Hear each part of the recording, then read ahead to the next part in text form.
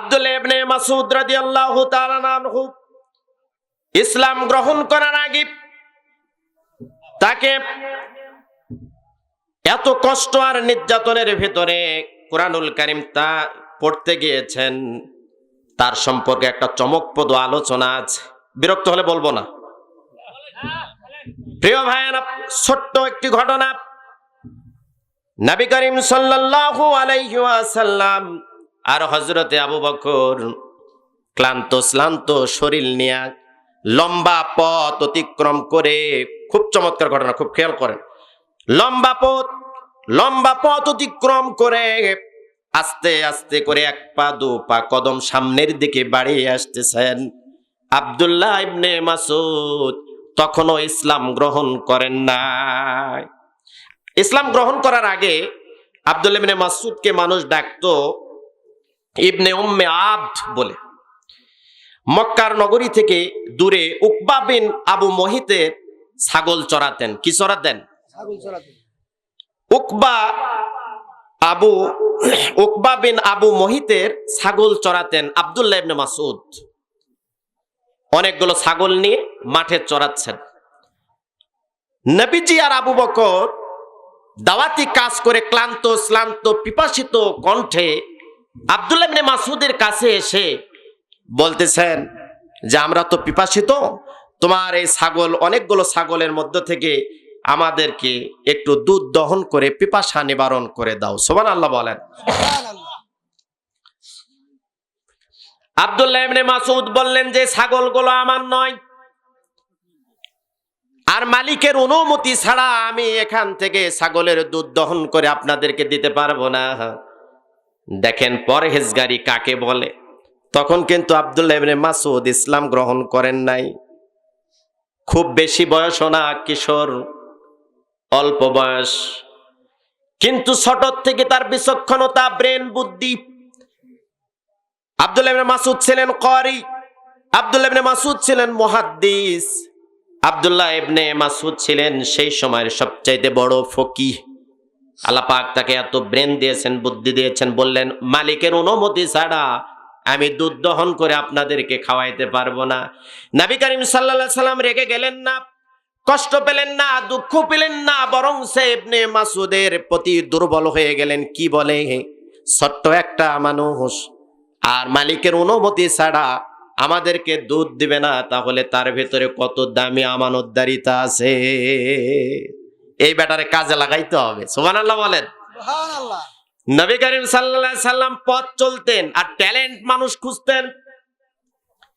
Talent, যারা বিচক্ষণ, মেধাবী, নবী করিম সাল্লাল্লাহু আলাইহি সাল্লাম সমাজের নেতৃত্ব দেওয়ার জন্য সব সময়ের জন্য ট্যালেন্ট মানুষ খুঁজতেন। বুদ্ধিমান মানুষ, বিচক্ষণ মানুষ খুঁজে খুঁজে তাদেরকে নির্বাচন করতেন।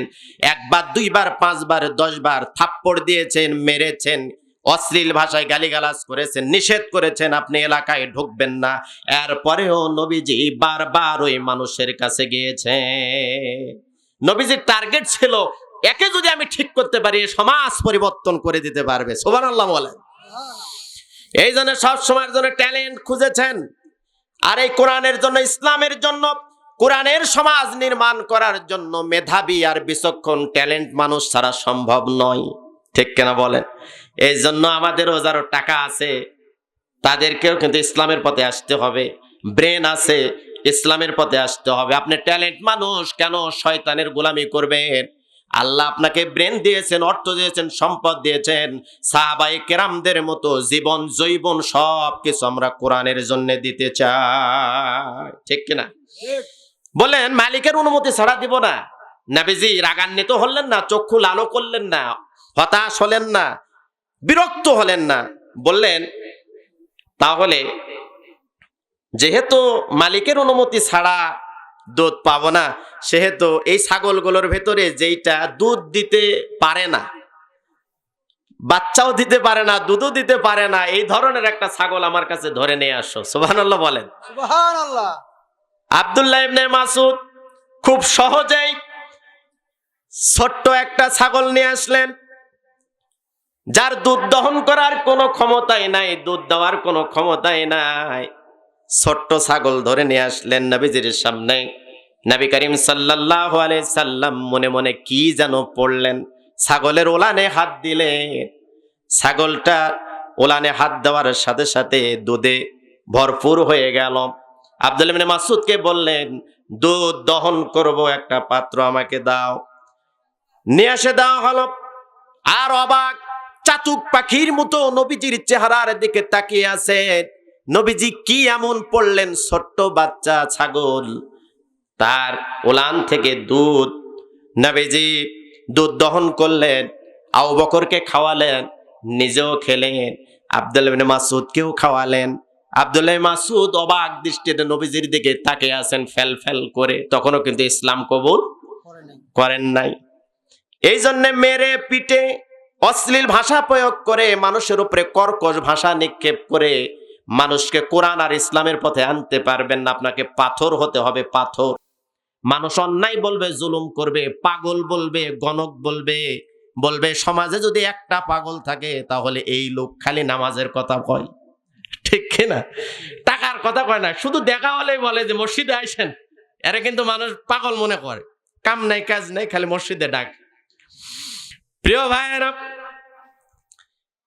আব্দুল্লাহ ইবনে মাসউদ নবী করিম সাল্লাল্লাহু আলাইহি সাল্লাম চলে যাবেন, এমতো অবস্থায় আব্দুল্লাহ ইবনে মাসউদ বললেন, আমাকে আপনি যে ছোট্ট বাচ্চার ছাগলের দুধ দহন করলেন, যেই কথা বলে আপনি ওলানে হাত দিয়েছেন, সেই দোয়াটা আমারে শিখায়া যান। সুবহানাল্লাহ বলে। সুবহানাল্লাহ। আমারে শিখায় না শিখায় কই যান, আমার একটু শিখায়া যান। এই ছোট্ট ছাগলের আপনি দুধ দহন করলেন, আমি দিতে চাইলাম না, তো আমার ওটা একটু শেখান না। এই কারিশমা শেখার দরকার আছে না নাই? আছে। আমিও যদি এই ধরনের আল্লাহ কোনো ক্ষমতা দিত যে আমি এখানে হাত দিলে আগুন ধরে যাবে, এখানে হাত দিলে শরবত পাওয়া যাবে, এখানে হাত দিলেই আপনার দুধ পাওয়া যাবে, এখানে হাত দিলে সোনা দানা বের হবে, তাহলে মনে হয় আপনারা আমাকে এমনিতে ছেড়ে দিতেন না, না। যে হুজুর কি কন, কি বলে হাত দিলেন, আমাকে একটু শেখান। একদিন না, আমার পিছে যদি 6 মাস ঘোরা লাগে তাও কিন্তু আপনারা ঘুরতেন। আরে হাত দিলেই শোনা হয়, ঠিক কিনা বলেন? 5 বছর না, মৃত্যু পর্যন্ত আমার পিছনে ঘুরতেন। জি, হাত দিলেই সোনা, হাত দিলেই দুধ, হাত দিলেই মধু। আর প্রিয় কলিজার টুকরা পাবনাবাসী, নবীজি তাকে সেই দোয়াটা শিখিয়ে দিলেন। আর যাওয়ার সময় তাকে প্রশংসা করলেন, তুমি দেখতে অনেক সুন্দর, তোমার ব্রেন আর মেধা আছে, তুমি অনেক বিচক্ষণ, তুমি জীবনে অনেক বড় হবা, তুমি এত সুন্দর। বিভিন্ন প্রশংসা করে নবীজি চলে গেলেন। আর কয়েকদিনের ভিতরে আল্লাহ রব্বুল আলামিন তাকে ঈমান নামক দৌলত দিয়ে কালেমা পড়ে ইসলামের সুশীতল ছায়াতলে এসে নবীর দলে শামিল হয়ে গেলেন। বলেন সুবহানাল্লাহ। প্রিয় কলিজার টুকরা পাবনাবাসী, আল্লাহ রব্বুল আলামিন তাকে এত হিকমত দিয়েছিলেন, জ্ঞান দিয়েছিলেন, বিচক্ষণতা দিয়েছিলেন, তাকে অনেকগুলো জ্ঞানের অধিকারী করেছিলেন। 1 নাম্বার গুণের কথা আপনাদেরকে বলি, আব্দুল্লাহ ইবনে মাসউদকে আল্লাহ রব্বুল আলামিন এর কিছু গুণের কথা আপনাদের সামনে তুলে ধরি। হযরত আব্দুল্লাহ ইবনে মাসউদ রাদিয়াল্লাহু তাআলা আনহু সব সময়ের জন্য নবীজির জুতা বহন করতেন।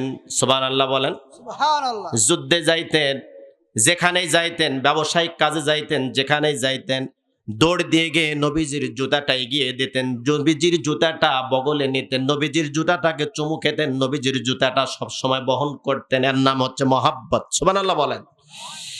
সব সময়ের জন্য নবীজির জুতা বহন করতেন। হযরত আব্দুল্লাহ ইবনে মাসউদ সব সময়ের জন্য 2 নম্বরে শুদ্ধ ভাষায় কোরআনুল কারীম তেলাওয়াত করতে পারতেন, যেভাবে কোরআন নাজিল হয়েছে। 3 নম্বরে আল্লাহ পাক তাকে যে হিকমত দিয়েছিলেন, কিয়ামতের দিন হযরতে আব্দুল্লাহ ইবনে মাসউদের পা হবে উহুদ পাহাড়ের চাইতেও বেশি ভারী। সুবহানাল্লাহ। তবে আব্দুল্লাহ ইবনে মাসউদের পা ছিল খুবই চিকন। একদিন সাহাবায়ে কেরাম আব্দুল্লাহ ইবনে মাসউদের পা দেখে মুচকি মুচকি হাসতেন। যখনই ইবনে মাসউদের সাথে দেখা হতো, সাহাবায়ে কেরাম ওই পায়ের দিকে তাকাতেন, তাকায় হাসতে হাসতে কোটি কোটি হয়ে যেতেন। এত হাসতেন, নবীজি নিষেধ করার পরেও তাদেরকে থামাইতে পারতেন না। জি, আরে পা এত চিকন, পা এত চিকন, ইবনে মাসুদ তোমার পা এত চিকন, এইভাবে কোটি কোটি হয়ে যায় হাসতে হাসতে। একদিন আব্দুল্লাহ ইবনে মাসুদ খেজুর পাড়ার জন্য গাছে উঠেছেন, সাহাবায়ে কেরাম নিচ থেকে ইবনে মাসুদের পা দেখে যখন হেসে ফেললেন, হাসি থামছেই না। নবী করিম সাল্লাল্লাহু আলাইহি সাল্লাম সাহাবায়ে কেরামদেরকে বললেন, তোমরা ইবনে মাসুদকে দেখে হেসো না, কিয়ামতের দিনে আব্দুল্লাহ ইবনে মাসুদের পা উহুদ পাহাড়ের চাইতে বেশি ভারী হবে। সুবহানাল্লাহ। তোমরা হেসো না, ইবনে মাসুদের পা দিকে টিটকারি করো না, উপহাস করো না। তোমাদের পা পাই থাকবে, আর আব্দুল্লাহ ইবনে মাসুদের পা উহুদ পাহাড়ের চাইতে আল্লাহর পাল্লায় বেশি ভারী হয়ে যাবে। সুবহানাল্লাহ বলেন। সুবহানাল্লাহ। আল্লাহ পাক রূপ দেখেন না, চেহারা দেখেন না, পোশাক দেখেন না, কত টাকার মালিক সেটা দেখেন না। আল্লাহ পাক দেখেন কোরআনের মহব্বত কতটুকু আছে, ইসলামের প্রতি কতটুকু দুর্বল আছে, আমি আল্লাহরে কত বেশি ভালোবাসে বান্দা, আমার জন্য এ বান্দা কতটুকু মহব্বত আছে। আল্লাহ রব্বুল আলামিন মনের কলিজাটা দেখেন, মনের তাকওয়াটা দেখেন, বাহিরের কোনো কিছু আল্লাহ রব্বুল আলামিন নেবেন না। এজন্য কাকে খুশি করবেন সব সময়? আল্লাহকে। আল্লাহকে। তাহলে ইবনে মাসুদ কোরআন যেভাবে নাজিল হয়েছে সেভাবে পড়তে পারতেন। হযরত আব্দুল্লাহ ইবনে মাসুদ নবীজির জুতা বহন করতেন। 3 নম্বরে কিয়ামতের দিন হযরত আব্দুল্লাহ ইবনে মাসুদের পা উহুদ পাহাড়ের চাইতে বেশি ভারী হবে। 4 নম্বর গুণ ছিল তার। হযরতে আলী রাদিয়াল্লাহু তাআলা আনহু বলেন, আমি যদি কাউকে বিনা সুপারিশে, যদি কাউকে আমি বিনা পরামর্শে আমির নিযুক্ত করতে চাই, কারো সাথে পরামর্শ না করে যদি আমির বানাতে চাই, তাহলে আমি 1 নম্বরে আব্দুল্লাহ ইবনে মাসউদকে আমির বানাতাম, নেতা বানাতাম, আমির বানাতাম। তার যোগ্যতা, তার শাসন ক্ষমতা, তার রাষ্ট্র চালানোর যোগ্যতা, অ্যাবিলিটি, মানুষের মাঝে দাওয়াতি কাজ করার কৌশল আল্লাহ পাক তাকে এমনই দান করেছিলেন। হযরতে আলী রাদিয়াল্লাহু তাআলা বলেন, কারো সাথে পরামর্শ না করে যদি আমার অনুমতি থাকতো আমির বানানোর, তাহলে কারো সাথে পরামর্শ করতাম না, আব্দুল্লাহ ইবনে মাসউদকে আমি ডাইরেক্ট ঘোষণা দিয়ে দিতাম তুমি আমির। সুবহানাল্লাহ বলেন। সুবহানাল্লাহ। আল্লাহ তাকে কত যোগ্যতা দিয়েছেন। প্রিয় ভাইয়েরা, প্রিয় উপস্থিতি, জান্নাতের সুসংবাদ প্রাপ্ত সাহাবী ছিলেন। কোন কোন হাদিসে আসছে 10 জনের ভেতরে না হলো আরো লম্বা চড়া একটা তালিকা আছে। সেই তালিকার ভিতরে দেখলাম যে আব্দুল্লাহ ইবনে মাসউদও আল্লাহ পাকের আশারায়ে মুবাশশিরার ভিতরে বা জান্নাতের সুসংবাদ প্রাপ্তদের ভিতরে আল্লাহ পাকের তারও নামও লিখেছেন। সুবহানাল্লাহ বলেন। সুবহানাল্লাহ। দুনিয়াতে থাকতেই 10 জন সাহাবী জান্নাতের সুসংবাদ পেয়েছেন। কয়জন? 10 জন। আমি আপনাদেরকে একটা একটা করে শুনে দিই, জীবনে একটাবার শোনেন। একজন বলতে পারবেন 5 জনের নাম, 4 জনের নাম, 3 জনের নাম, 2 জনের নাম, 1 জনের নাম। এই তো ওয়াজ তো করাই লাগে দিচ্ছে। জান্নাতের সুসংবাদ, তাই বলে কিন্তু আপনারা জানেন না এটা না, জানেন, কিন্তু এই যে বলা লাগবে, বললে হয়তো পড়ে টড়ে যাইতে পারে, এই টেনশনে আছেন। তাছাড়া মুখস্থ কিন্তু প্রায় লোকের মুখস্থ আছে। তাহলে জান্নাতের সুসংবাদ প্রাপ্ত 10 জন সাহাবী, কয়জন? 10 জন। আশারায়ে মুবাশশিরা দুনিয়াতে থাকতেই এরকম স্লিপ হাতে পেয়ে গেছে, ও গোলাম, তুমি যদি আর কোনোদিন নামাজ না পড়ো, তুমি যদি রোজাও না করো, তুমি যদি আর কোনো নেক কাজ না করো, এরপরেও তুমি জান্নাতি। হযরতে আলী বললেন, ইয়া রাসূলুল্লাহ, আমি তো আর মসজিদে আসবো না, নামাজ এত কষ্ট করে শীতের মধ্যে পড়ার দরকার কি, আরামে আরামে নাক ডাকায় ঘুরবো, কারণ আমি তো স্লিপ পেয়ে গেছি। সুবহানাল্লাহ বলে। সুবহানাল্লাহ। আলী বাড়িতে চলে গেলেন, ফাতেমাকে বলছেন আমি কিন্তু মসজিদে যাব না। ফাতেমা, হযরতে ফাতেমা রাদিয়াল্লাহু তাআলা আনহা বলছেন, আপনাকে তো কোনোদিন মসজিদে যাওয়ার কথা বলা লাগে না, আজকে কেন উল্টা ওয়াজ করেন? বলল, আজকে কিন্তু আমি আর যাবই না, চ্যালেঞ্জ করলাম, ওপেন চ্যালেঞ্জ, আমি আর যাব না। ফাতেমা, আজান হওয়ার সাথে সাথে হযরতে আলীর ঘুম ভেঙে গেল। আমি বোঝাতে চাচ্ছি, জান্নাতের টিকিট পেয়েছেন, কেন পেয়েছেন? আমাদের মতো ঘুমিয়ে ঘুমিয়ে জান্নাতের টিকিট পান নাই, কষ্ট আর পরিশ্রম করেই কিন্তু জান্নাতের টিকিট পেয়েছে।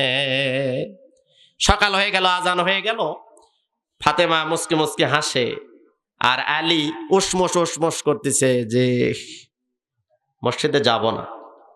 অজু করলেন, অজু করে মসজিদে যাবেন, এটা সাহাবাই কেরাম এবং নবীদের এটাই হুকুম। বিশ্বনবী অজু করে 24 ঘন্টা থাকবেন, কারণ আজরাইল যে কোনো সময় আসতে পারে। আর অজু অবস্থায় যদি থাকেন তাহলে আল্লাহ পাক আমাদেরকে মাফ করবেন। সুবহানাল্লাহ বলেন। সুবহানাল্লাহ। তাই বলে নামাজ না পড়ে শুধু অজু করে ঘুরেন না। হুজুর ওয়াজ করছে, অজু করে থাকলেই আল্লাহ মাফ করে দিবে, নামাজ পড়ার দরকার নাই। অজু করে যেই বান্দা ঘুরবে সে কি নামাজ না পড়ে থাকবে? না। থাকবে না। প্রিয় ভাইয়েরা, হযরত আলী মসজিদে গেলেন, বাহিরে বারান্দায় দাঁড়ালেন, সুন্নাত আদায় করলেন। আর মসজিদে ডিক্লার দিয়েছে যে আবু বকর এবং উমরের সামনে, আমি কিন্তু আর মসজিদে আসতেছি না, আমারে কেউ ডাকবেন না, আমি আসবো না। ওমরও মুসকে মুসকে হাসে, আবু বকরও মুসকে মুসকে হাসে যে আজকে হলো কি? বলতেছে আমি স্লিপ পেয়ে গেছি, টিকিট পেয়ে গেছি, আমি আর আসবো না। সুন্নাত বাইরে পড়লেন, জামাত শুরু হয়ে গেছে। হযরত আবু বকর আর ওমরকে দুই দিকে ঠেলা দিলেন, একটু দিয়ে মাঝখানে দাঁড়িয়ে গেলেন, নামাজ ফরজ আদায় করলেন। নবীজিকে বলে আসছেন আমি কিন্তু আর নামাজে আসবো না। নবীজি ফজরের সালাত আদায় করে মুসল্লির দিকে মুখ করে ঘুরে বসলেন। সরাসরি ডাইরেক্ট চোখে চোখ পড়ে গেল হযরতে আলীর সাথে।